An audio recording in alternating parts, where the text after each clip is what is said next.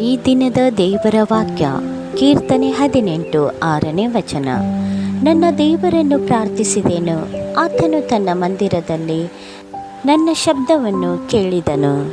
ಪ್ರಿಯ ದೇವಜನರೇ, ನೀವು ಅನೇಕಾವರ್ತಿ ಕಷ್ಟದಲ್ಲಿ ಇದ್ದಾಗ, ಸಂಕಷ್ಟದಲ್ಲಿ ಇದ್ದಾಗ, ಅನಾರೋಗ್ಯದ ಪರಿಸ್ಥಿತಿಯಲ್ಲಿ ಇದ್ದಾಗ, ಅಯ್ಯೋ ಏನು ಮಾಡಬೇಕು ಎಂಬುದಾಗಿ ತೋಚದೆ ಜನರ ಹತ್ತಿರ ನಿಮ್ಮ ಕಷ್ಟಗಳನ್ನು ಹೇಳಿಕೊಳ್ಳುತ್ತಾ ಬಂದಿದ್ದೀರಿ.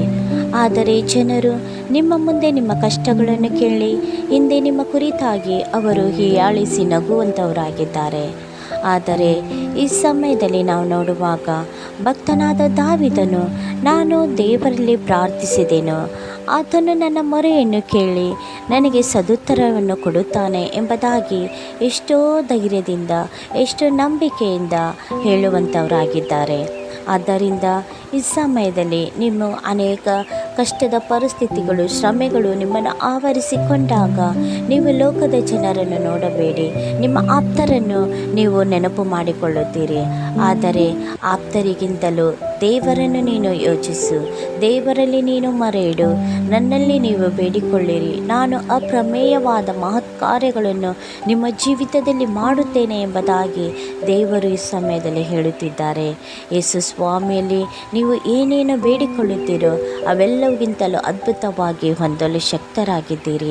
ಆದ್ದರಿಂದ ಪ್ರಿಯ ಸಹೋದರ ಸಹೋದರಿಯೇ, ಈ ಸಮಯದಲ್ಲಿ ನೀನು ದೇವರ ಬಲವನ್ನು ಆತುಕೋ, ದೇವರ ಶಕ್ತಿಯನ್ನು ಆತುಕೋ. ಎಂಥ ಅಸಾಧ್ಯ ಕಾರ್ಯಗಳೇ ಆಗಿರಲಿ, ನೀನು ದೇವರನ್ನು ಆತುಕೊಂಡು ನಂಬಿಕೆ ಇಟ್ಟು ಪ್ರಾರ್ಥಿಸುವಾಗ ಅಸಾಧ್ಯವಾದ ಕಾರ್ಯಗಳನ್ನು ದೇವರು ಸಾಧ್ಯವಾಗ ಮಾಡುತ್ತಾನೆ.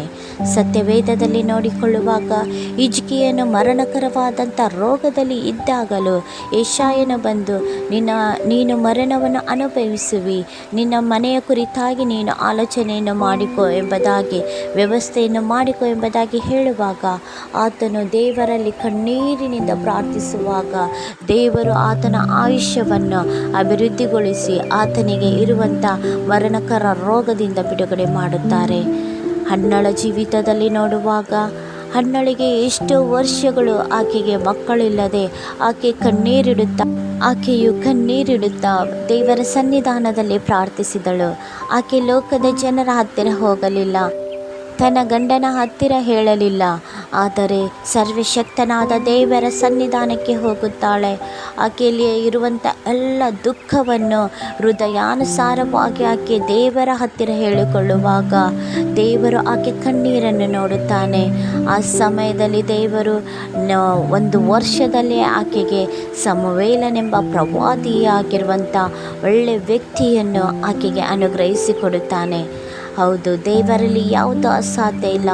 ನೀನು ನಿನ್ನ ಮಕ್ಕಳಿಗಾಗಿ ಎಷ್ಟೋ ವರ್ಷಗಳಿಂದ ನೀನು ಪ್ರಾರ್ಥನೆ ಮಾಡುತ್ತಾ ಇರಬಹುದು, ಆದರೆ ಕುಂದು ಹೋಗಬೇಡ, ಮನಸೋತು ಹೋಗಬೇಡ. ದೇವರ ಬಲವನ್ನು ಆತುಕೋ, ದೇವರ ಶಕ್ತಿಯನ್ನು ನೀನು ಆತುಕೋ.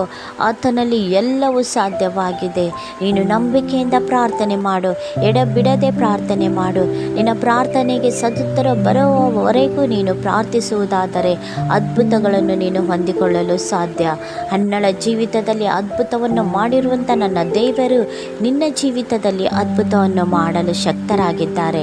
ಆದ್ದರಿಂದ ಈ ಸಮಯದಲ್ಲಿ ಯಾರ್ಯಾರು ಮಕ್ಕಳಿಲ್ಲವೋ ಅವರೆಲ್ಲರೂ ನೀವು ನಂಬಿಕೆಯಿಂದ ದೇವರ ಸನ್ನಿಧಾನದಲ್ಲಿ ಪ್ರಾರ್ಥನೆ ಮಾಡಿರಿ. ದೇವರು ನಿಮ್ಮ ಗರ್ಭದ್ವಾರಗಳನ್ನು ತೆರೆಯ ಮಾಡಿ ನಿಮಗೆ ಮಕ್ಕಳ ಭಾಗ್ಯವನ್ನು ಆತನು ಅನುಗ್ರಹಿಸಿಕೊಡುತ್ತಾನೆ.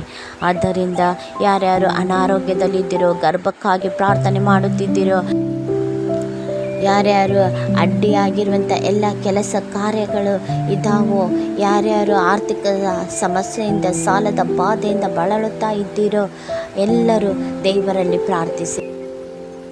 ಪ್ರಾರ್ಥನೆಯು ಚರಿತ್ರೆಯನ್ನು ಮಾರ್ಪಡಿಸುವಂಥದ್ದಾಗಿದೆ. ಪ್ರಾರ್ಥನೆಯು ಇತಿಹಾಸವನ್ನು ಬದಲಾಯಿಸುವಂಥದ್ದಾಗಿದೆ. ಪ್ರಾರ್ಥನೆಯು ನಿನ್ನ ಜೀವಿತವನ್ನು ಬದಲಾಯಿಸುವಂಥದ್ದಾಗಿದೆ. ಪ್ರಾರ್ಥನೆಯು ನಿನ್ನನ್ನು ಪಾಪದಿಂದ ಒಳ್ಳೆಯ ಮಾರ್ಗದಲ್ಲಿ ನಡೆಸುವಂಥದ್ದಾಗಿದೆ. ಆದ್ದರಿಂದ ಪ್ರಾರ್ಥನೆಯ ಶಕ್ತಿಯನ್ನು ನೀನು ಈ ದಿನದಲ್ಲಿ ಹೊಂದಿಕೊ. ಪ್ರಾರ್ಥನೆಯ ಶಕ್ತಿಯು ನಿನ್ನ ಸಂಪೂರ್ಣವಾದಂಥ ಜೀವಿತವನ್ನು ಬದಲಾಯಿಸಿ ನಿನ್ನ ಇತಿಹಾಸವನ್ನು ಬದಲಾಯಿಸುವಂಥದ್ದಾಗಿದೆ. ಪ್ರಾರ್ಥನೆ ಮಾಡಿ ಯಾರು ಸೋಲನ್ನು ಅನುಭವಿಸಿಲ್ಲ, ಪ್ರಾರ್ಥನೆ ಮಾಡಿ ಎಲ್ಲರೂ ಜಯವನ್ನು ಹೊಂದಿದ್ದಾರೆ. ಈ ಪ್ರಾರ್ಥನೆ ಮಹತ್ವವನ್ನು ನೀನು ಅರಿತುಕೊಂಡು ಇಂದಿನಿಂದ ಪ್ರತಿದಿನವೂ ದೇವರ ಸನ್ನಿಧಾನದಲ್ಲಿ ನಾನು ಪ್ರಾರ್ಥಿಸುತ್ತೇನೆ ಎಂಬುದಾಗಿ ತೀರ್ಮಾನವನ್ನು ತೆಗೆದುಕೊಳ್ಳುವುದಾದರೆ ನನ್ನೊಟ್ಟಿಗೆ ಹೀಗೆ ಪ್ರಾರ್ಥನೆ ಮಾಡಿರಿ. ಬಿನ್ನಹವನ್ನು ಕೇಳುವಂಥ ನಮ್ಮ ಸ್ವರ್ಗೀಯ ತಂದೆ ಆಗಿರುವಂಥ ದೇವರೇ, ಅಪ್ಪ ಕರ್ತನೆ ಸ್ವಾಮಿ ರಾಜ, ಈ ಬೆಳಗಿನ ಜಾವದಲ್ಲಿ ದೇವ ಯಾರ್ಯಾರಪ್ಪ ಕರ್ತನೆ ಗರ್ಭಫಲಕ್ಕಾಗಿ ದೇವ ಅಪ್ಪ ನಿನ್ನಲ್ಲಿ ಪ್ರಾರ್ಥನೆ ಮಾಡುತ್ತಿದ್ದಾರೆ ಸ್ವಾಮಿ, ಈ ಸಮಯದಲ್ಲಿ ಅವರ ಗರ್ಭವನ್ನು ನೀನು ಮುಟ್ಟಪ್ಪ, ಅವರ ಗರ್ಭದ್ವಾರವನ್ನು ನೀವು ತೆರೆ ಮಾಡಿರಿ, ಅವರಿಗೆ ಸಂತಾನ ಭಾಗ್ಯವನ್ನು ಅನುಗ್ರಹಿಸಿಕೊಡು ನನ್ನ ದೇವರೇ. ಅಪ್ಪ ಮರಣಕರವಾಗಿರುವಂಥ ಹಾಸಿಗೆಯಲ್ಲಿ ಮಲಗಿರುವಂಥ ಅಪ್ಪ ಎಲ್ಲ ನಿನ್ನ ಮಕ್ಕಳನ್ನು ಮುಟ್ಟಪ್ಪ ಕರ್ತನೆ ರಾಜ, ಅವರಿಗೆ ಒಳ್ಳೆ ಆರೋಗ್ಯವನ್ನು ನೀನು ಕೊಡಪ್ಪ, ಸ್ವಸ್ಥತೆಯನ್ನು ಕೊಡು ಸ್ವಾಮಿ, ನಿನ್ನಿಂದ ಅವರು ಆರೋಗ್ಯ ಹೊಂದಿಕೊಳ್ಳೋ ಹಾಗೆ ಅಪ್ಪ ನೀನು ಅದ್ಭುತ ಮಾಡಪ್ಪ. ಸಾಲದ ಬಾಧೆಯಿಂದ ಕುಂದಿ ಬೆಂದು ಹೋಗಿದ್ದಾರೆ ಸ್ವಾಮಿ, ಅಂತ ನಿನ್ನ ಮಕ್ಕಳಿಗೆ ನೀನು ಜೀವನ ದ್ವಾರವನ್ನು ತೆರೆದಪ್ಪ, ಸಮೃದ್ಧಿಯನ್ನು ಅಭಿವೃದ್ಧಿಯನ್ನು ಅವರಿಗೆ ಅನುಗ್ರಹಿಸಿಕೊಡಪ್ಪ. ಎಲ್ಲ ಸಾಲದ ಬಾಧೆಯು ಯೇಸುವೆ ನಿನ್ನ ನಾಮದಲ್ಲಿ ನೀಗಲ್ಪಡಲಿ ನನ್ನ ದೇವರೇ. ಅಪ್ಪ ಕರ್ತನೆ ಅದೇ ರೀತಿಯಾಗಿ ಸ್ವಾಮಿ ಕಷ್ಟದಲ್ಲಿ ನೋವಿನಲ್ಲಿ ಹಿಂಸೆಯ ಮಾತುಗಳಲ್ಲಿ ನಿಂದೆಯ ಮಾತುಗಳಲ್ಲಿ ಅಪ್ಪ ಕರ್ತನೆ ಕುಗ್ಗಿ ಹೋಗಿರುವಂಥ ನಿನ್ನ ಮಕ್ಕಳಿಗೆ ಅಪ್ಪ ಕರ್ತನೆ ಆದರೆ ನೀನು ಸಂತೈಸಿ